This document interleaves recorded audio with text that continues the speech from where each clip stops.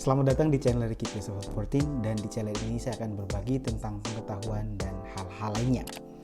Jika video ini bermanfaat, jangan lupa like, comment, dan share.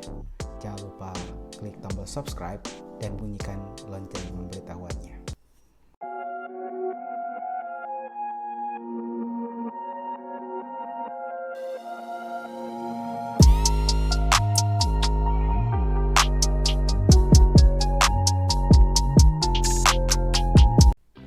Oke, jadi dalam kesempatan kali ini saya akan coba sharing tentang tugas kita sebagai seorang guru.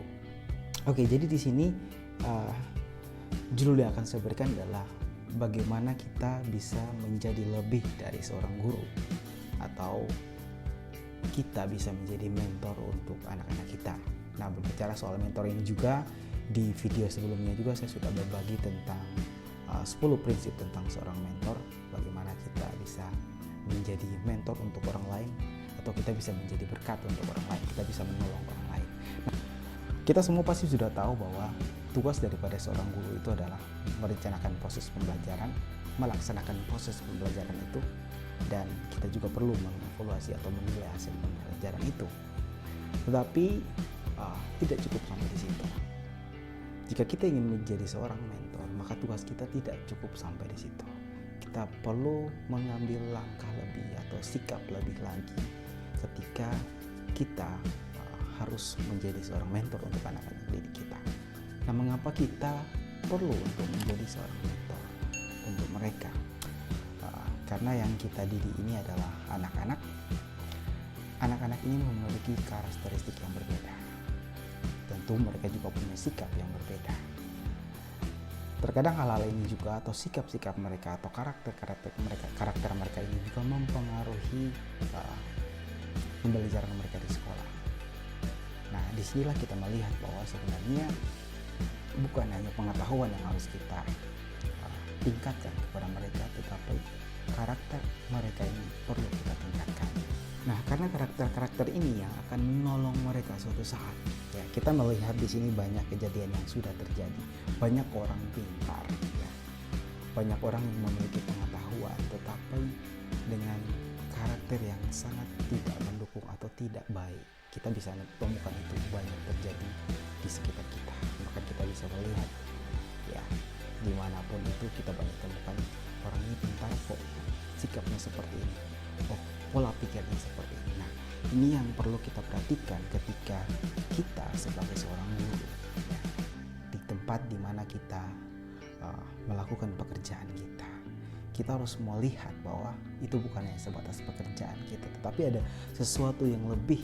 Ya, kalau saya pribadi percaya bahwa itu adalah tempat di mana saya melakukan pelayanan saya, ya, atau apa yang saya mengimani bahwa itu tempat di mana Tuhan memberikan saya tanggung jawab lebih ketika saya berada di tempat di mana saya bekerja. Artinya saya harus menjadi berkat untuk orang lain yang ada di situ. Nah, karakter ini akan mempengaruhi aspek kehidupan mereka.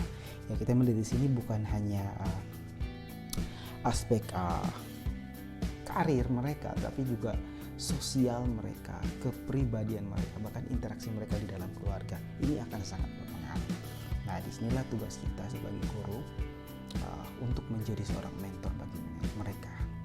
Kita perlu mendorong mereka, nge-push mereka agar mereka bisa bertumbuh menjadi anak-anak yang tidak hebat di dalam pengetahuan saja, tetapi juga bisa secara mental atau secara karakter yang baik. Ya, nah, ini yang akan saya sharingkan di sini. Di sini saya punya 6 cara, ya. 6 cara di sini saya sebut dengan 6T, yang dimana cara-cara ini bisa kita gunakan atau bisa kita pakai, ya, dalam mentor anak-anak kita. Nah, terlepas dari ini, yang saya bagikan ini mungkin, ya, tidak seharusnya Anda lakukan. Mungkin Anda punya cara sendiri, tetapi jika cara-cara yang dibagikan ini bermanfaat untuk Anda, silakan Anda gunakan. Nah, jadi T yang pertama di sini adalah tenun. Nah, ini tenun ini artinya teknik pembuatan kain yang dimana dibuat dengan prinsip sederhana, yaitu menggabungkan benang, yaitu baik secara memanjang atau melintang. Ini pengertian daripada tenun. Nah, di sini kata sederhana ini akan kita gunakan dalam menuntut anak-anak kita gitu. Jadi kita bisa melihat peluang atau hal-hal sederhana yang bisa kita lakukan kepada anak-anak kita. Terkadang kan anak-anak yang memiliki karakter, misalnya dia tidak sulit mendengarkan guru atau sulit bergaul dengan temannya, sulit didekati, bahkan mungkin ada yang pemarah atau ada yang sangat pendiam. Nah, ini kita tidak sebagai seorang mentor, kita tidak membiarkan anak ini berada di dalam posisi itu atau membiarkan dia berada dengan karakter dia seperti itu. Nah, bagaimana cara kita untuk bisa merubah dia? Nah, caranya adalah dengan hal sederhana ini. Hal sederhana apa yang bisa kita buat? Kita bisa mendekati dia dengan cara kita bisa bertanya kepada dia hal yang simpel, mungkin hobi. Nah, jadi memberikan pertanyaan sederhana seperti bertanya tentang apa yang dia sukai, ya, ini sangat membantu membangun suatu hubungan yang lebih dekat lagi dengan dia. Jadi ini yang pertama, artinya tenun, kita berikan pertanyaan sederhana terkait dengan apa yang menjadi kesukaannya, apa yang dia sukai, apa hobimu. Nah, ini mungkin akan terjalin suatu komunikasi yang dapat membuat kita lebih dekat dengan dia. Nah, untuk T yang kedua ini adalah telusur, ya. Nah, jadi ketika kita sudah berkomunikasi dengan dia, membangun suatu komunikasi yang sederhana, yang simpel itu tidak cukup sampai di situ, tetapi kita perlu menggali informasi lebih tentang dia. Nah, di sini kita bisa berkomunikasi lebih dengan cara bertanya tentang keluarganya, mungkin berapa saudara yang kamu punya, laki-laki atau perempuan, ya. Apakah hubungan dengan saudaramu baik-baik saja, ya. Siapa yang membuatmu senang, kakak atau adik? Siapa yang membuatmu sering marah atau membuatmu sedikit jengkel, gitu, kakak atau adikmu? Dengan menggali informasi yang lebih ini, kita bisa melihat keadaan dia di rumah dan bisa membandingkan dengan keadaan dia di sekolah. Nah, ini dapat informasi yang lebih ini, ya, membantu kita untuk bisa menolong dia lebih jauh. Jadi ini poin yang kedua ini tentang telusur ini sangat penting. Kita perlu menggali informasi lebih tentang anak yang akan kita mentor ini. Nah, T yang ketiga adalah tanggap. Nah, ketika kita sudah berkomunikasi dan kita sudah menelusuri atau mendapatkan informasi lebih tentang dia, kita harus memberi tanggapan. Artinya kita harus continue untuk bisa membangun hubungan dengan dia, membangun relasi lebih dengan dia.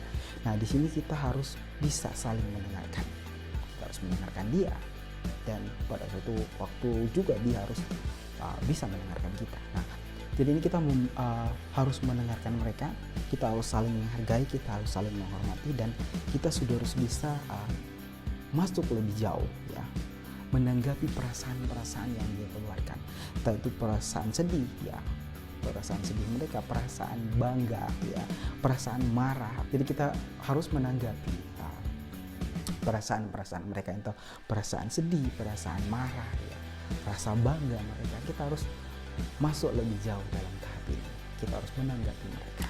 Lalu di satu sisi, kalau mereka membutuhkan pertolongan atau saran dari kita, maka perlu kita berikan. Lalu kita harus menanyakan kembali, kan, apa perasaanmu setelah kamu dibantu atau ditolong oleh seseorang. Jadi kita mencoba untuk menanggapi atau merespon apa yang mereka rasakan. Ini perlu, ya. Terkadang mungkin dengan semua yang kita lalui dalam satu hari itu, ya, dengan administrasi yang banget, kita harus mengisi nilai, kita harus mengoreksi pekerjaan mereka, itu kadang membuat kita lelah dan sudah, kalau dia mau marah ya marah, sudah kalau dia tidak mau mengerjakan tugas ya sudah, tidak sampai di situ. Tetapi ini perlu kita gali lebih, mengapa dia marah, mengapa dia sedih, mengapa dia tidak mendengarkan saya. Nah, kita perlu menanggapi perasaan mereka ini, ya. Nah, itu T yang ketiga. Nah, T yang keempat ini adalah tuntun. Jadi kalau ketika kita sudah menanggapi mereka, kita juga harus menuntun mereka lebih, ya. Nah, di sini kita harus meluangkan waktu lebih, tenaga kita pasti, ya. Tetapi dalam hal ini kita harus memberikan rasa percaya diri dan rasa aman kepada mereka. Kita harus mendorong mereka untuk bisa melakukan hal-hal yang baik menurut kita, yang kita ingin mereka lakukan. Di sini kita harus memotivasi mereka. Nah, ini kita perlu menuntun mereka. kita memotivasi mereka dengan pikiran mereka, ya, bahwa oh pikiran kamu ini bagus, oke cara ini bagus, cara kamu ini bagus, pikiran kamu ini bagus. Apakah kamu sudah melakukan ini di sekolah? Apakah kamu sudah melakukan ini di rumah? Kita perlu terus menuntun dia untuk bisa melakukan hal-hal yang baik itu. Nah, kita juga bisa memberi semangat atau memberi dorongan bahwa oke, Pak Guru akan selalu mendukungmu, Pak Guru akan selalu memberikan saran jika kamu perlukan. Jadi dia merasa aman, dia merasa ada yang menemaninya. Nah, T yang kelima ini adalah tutup. Jangan lupa kita memberikan kesimpulan, menjelaskan kembali mengapa kamu harus melakukan ini. Ya. Jadi kita menguatkan dia sehingga dia yakin bahwa oh ya yang saya lakukan ini baik dan saya didukung oleh seseorang, sehingga itu membuat dia untuk semangat melakukan hal-hal yang baik. Dan di sini T yang terakhir adalah be a friend, atau T yang terakhir adalah teman. Jadilah teman yang bisa dipercaya. Kalau kita tidak dipercaya oleh anak-anak yang kita mentor atau anak-anak yang kita didik ini, maka sulit untuk mereka mengikuti apa yang kita inginkan atau apa yang kita ingin mereka lakukan. Nah, ini kita harus menjadi teman yang baik, kita harus terbuka juga dengan mereka, ya, untuk hal-hal yang perlu kita sampaikan ke mereka, ya, dalam hal ini. Jadi mereka akan melakukan apa yang kita sampaikan kepada mereka.